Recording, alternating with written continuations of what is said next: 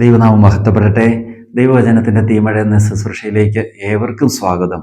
യോഹന്നാന്റെ സുവിശേഷം 6-ാം അധ്യായം 44-45 വചനം, എന്നെ അയച്ച പിതാവ് ആകർഷിച്ചാലല്ലാതെ ഒരുവനും എൻ്റെ അടുക്കിലേക്ക് വരാൻ സാധിക്കുകയില്ല. അന്ത്യദിനത്തിൽ അവനെ ഞാൻ ഉയർപ്പിക്കും. അവരെല്ലാവരും ദൈവത്താൽ പഠിപ്പിക്കപ്പെട്ടവരാകും എന്ന് പ്രവാചക ഗ്രന്ഥങ്ങൾ എഴുതപ്പെട്ടിരിക്കുന്നു. പിതാവിൽ നിന്ന് ശ്രവിക്കുകയും പഠിക്കുകയും ചെയ്തവരെല്ലാം എൻ്റെ അടുക്കൽ വരുന്നു. പ്രിയപ്പെട്ടവരെ, കർത്താവ് ആകർഷിക്കാതെ ഒരാൾക്കും കർത്താവിൻ്റെ അടുക്കിലേക്ക് വരാൻ സാധ്യമല്ല എന്ന് യേശുക്രിസ്തു നമ്മളെ പഠിപ്പിക്കുകയാണ്. എന്നാൽ പിതാവ് ഇവരെ എല്ലാ കാര്യങ്ങളും പഠിപ്പിക്കും. പിതാവിൻ്റെ അടുക്കിലേക്ക് വരുന്നവരെ പിതാവ് എല്ലാ കാര്യങ്ങളും പഠിപ്പിക്കുമെന്നും കർത്താവ് ഓർമ്മപ്പെടുത്തുന്നു. യോഹന്നാൻ ശ്ലീഹ 1 യോഹന്നാൻ 1-ാം അധ്യായം അതിന്റെ 27-ാം വചനത്തിൽ ഇത് തന്നെ പഠിപ്പിക്കുന്നു. ക്രിസ്തുവിൽ നിന്ന് നിങ്ങൾ സ്വീകരിച്ച അഭിഷേകം നിങ്ങൾ നിലനിൽക്കുന്നു, അതിനാൽ മറ്റാരും നിങ്ങളെ പഠിപ്പിക്കേണ്ടതില്ല. അവന്റെ അഭിഷേകം എല്ലാ കാര്യങ്ങളെക്കുറിച്ച് നിങ്ങളെ പഠിപ്പിക്കും. അത് സത്യമാണ്, വ്യാജമല്ല. അവൻ നിങ്ങളെ പഠിപ്പിച്ചതനുസരിച്ച് നിങ്ങൾ അവനിൽ വസിക്കുമെന്ന് യോഹന്നാൻ അപ്പോസ്തലൻ നമ്മളെ വളരെ വ്യക്തമായിട്ട് പഠിപ്പിക്കുന്നു. അപ്പോൾ പ്രിയപ്പെട്ടവരെ, കർത്താവിന്റെ ഒരു മകനും മകളും കർത്താവിലേക്ക് വരുമ്പോൾ കർത്താവ് തന്നെ സർവ്വ കാര്യങ്ങളും നമ്മളെ പഠിപ്പിക്കും. യോഹന്നാന്റെ സുവിശേഷം 6-ാം അധ്യായം 14-15 വചനം, തിരുനാൾ പകുതിയായപ്പോൾ യേശു ദേവാലയത്തിൽ ചെന്ന് പഠിപ്പിച്ചു തുടങ്ങി.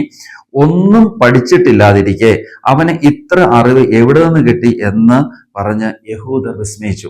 യേശുക്രിസ്തു സ്കൂളിലെ വിദ്യാഭ്യാസം കിട്ടിയ ആളായിട്ട് കാണുന്നില്ല. ഇവിടെ യഹൂദന്മാർ തന്നെ അത് സാക്ഷ്യപ്പെടുത്തുന്നുണ്ട്. അപ്പോൾ ഒന്നും പഠിക്കാത്ത ഇവന് എവിടുന്ന് ഇത്ര വലിയ ജ്ഞാനം കിട്ടിയെന്ന് യഹൂദന്മാര് ഇങ്ങനെ വല്ലാതെ ആകുലപ്പെടുകയാണ്, അസ്വസ്ഥപ്പെടുകയാണ് ചെയ്യുന്നത്. പ്രിയപ്പെട്ടവരെ, യേശുക്രിസ്തുവിന് ഈ ലോകത്തിന്റെ ജ്ഞാനം ആവശ്യമില്ല. കാരണം സർവ്വജ്ഞാനവും പിതാവിൽ നിന്നാണ് വരുന്നത്. പിതാവാണ് സർവ്വത്തിന് ജ്ഞാനം കൊടുത്തത്. സർവ്വ മനുഷ്യർക്ക് ജ്ഞാനം കൊടുക്കുന്ന പിതാവാണ്. പ്രകൃതിക്ക് ജ്ഞാനം കൊടുക്കുന്ന പിതാവാണ്. ഭൂമിയും സൂര്യനും ചന്ദ്രനും നക്ഷത്രങ്ങളും കൊടാനുകൂടി നക്ഷത്ര സമുച്ചയങ്ങളും ദൈവപിതാവിന്റെ ജ്ഞാനത്താലാണ് നിലനിൽക്കുന്നത്.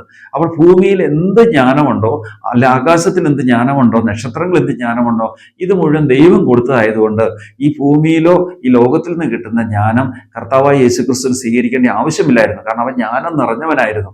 പ്രിയപ്പെട്ടവരെ, ഈ വചനഭാഗത്തിലൂടെ നമ്മൾ കടന്നു പോകുമ്പോൾ നമുക്ക് മനസ്സിലാക്കാൻ പറ്റും, സർവ്വജ്ഞാനത്തിന്റെ ഉറവിടമായ ദൈവത്തിൽ നിന്ന് ജ്ഞാനം സ്വീകരിക്കാൻ നമ്മൾ ആരംഭിച്ചു കഴിയുമ്പോൾ ഈ ജ്ഞാനം നമ്മളെ അസാധാരണ വ്യക്തികളാക്കി മാറ്റും. എന്നാൽ ലോകത്തിന്റെ ജ്ഞാനം, ലോകത്തിന്റെ അറിവ് പരിമിതമായതുകൊണ്ട്, ലോകത്തിന്റെ അറിവ് വളരെയധികം താഴ്ന്നു നിൽക്കുന്നത് കൊണ്ട് ആ ലോകത്തിന്റെ ജ്ഞാനം നേടുന്നവരെക്കാളും ദൈവിക ജ്ഞാനം കിട്ടുന്നവർ ഉന്നതരായിത്തീരും. അതാണ് സോളമന് ദൈവം സ്വർഗത്തിൽ ജ്ഞാനം കൊടുത്തുകൊണ്ട് സോളമൻ ലോകത്തിലെ ഏറ്റവും വലിയ വ്യക്തിയായി മാറി.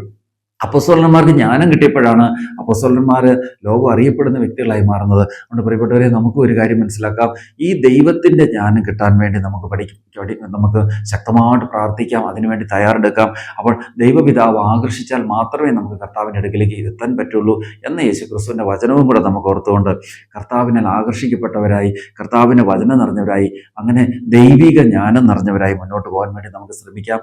ഈ ദൈവിക ജ്ഞാനം നമ്മുടെ ജീവിതത്തിന്റെ എല്ലാ പ്രതിസന്ധികൾക്കും എല്ലാ പ്രശ്നങ്ങൾക്കും ഉത്തരം നൽകുന്നതാണ്.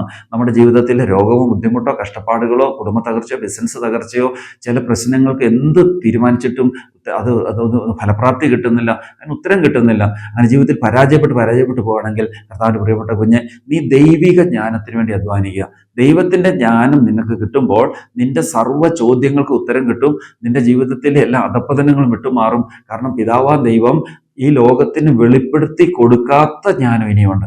ഈ ലോകത്തിന് വെളിപ്പെടുത്തി കൊടുക്കാത്ത ജ്ഞാനം പിതാവ് നിനക്ക് പകർന്നു തരും. ലോകത്തിന് വെളിപ്പെടുത്തി കൊടുക്കാത്ത പുതിയ ജ്ഞാനം കർത്താവ് നിനക്ക് തരും. അങ്ങനെ ഈ പ്രതിസന്ധി പ്രശ്നങ്ങളും കർത്താവ് നിന്നെ അത്ഭുതകരമായിട്ട് മുന്നോട്ട് കൊണ്ടുപോവുകയും ചെയ്യും. കർത്താവ് എല്ലാവരും അനുഗ്രഹിക്കട്ടെ. ദൈവനാമം മഹത്വപ്പെടട്ടെ. പിതാവിന്റെ പുത്രന്റെയും പരിശുദ്ധാത്മാവിന്റെ നാമത്തിൽ ആമേൻ.